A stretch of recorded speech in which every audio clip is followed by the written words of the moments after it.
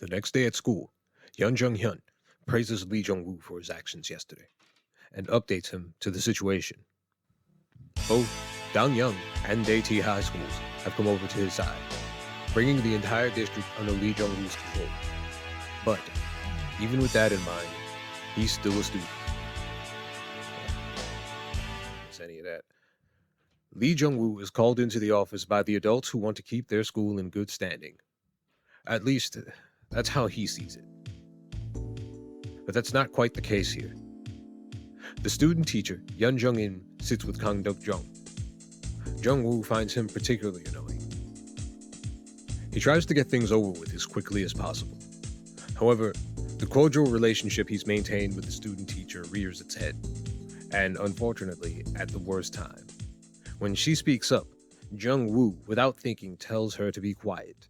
A normal interaction for the two of them, and that's probably why most professional teachers maintain a certain boundary.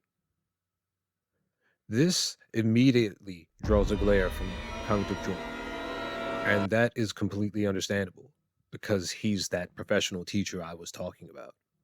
Perhaps it's because she's still a young woman not much older than himself, or perhaps because she talks casually with Jung Woo, in ways a big sister might. In other ways, a little too comfortable. However, she does this with good intentions. Truly, she wants to reach students like Jung Woo, to prevent them from becoming the next Yoon Jae-sik. She requests to talk to Jung Woo privately, and the two speak in the hallway.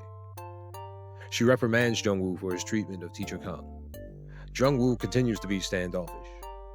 He speaks to her disrespectfully as she questions his motives and behavior, and even his entire view of the world, telling him how hard it is to live as a normal person in society. But Jung Woo really isn't interested, as he finally reaches a breaking point and says the most disrespectful thing yet. And not only that, he even raises his hand to her, as if he's going to strike her. This catches Yun Jung Im off guard, and she looks like she might fold. Maybe she'll run away crying again, you might think, but she doesn't. She stands firm and continues calling out Jung Woo, trying to make him understand that the path he's on isn't the right one. But you can't just talk to a rebellious teenager. They're rebellious for a reason. And the only cause for that rebellion is the exact thing you're trying to convince them is good for them. But she really unloads on him in the most insightful way possible, to a point that even teenage rebellion can't muster a defense. Jung Woo, defeated by the words of the student teacher, leaves in frustration, even admitting to himself that he didn't think he would end up facing something he couldn't overcome.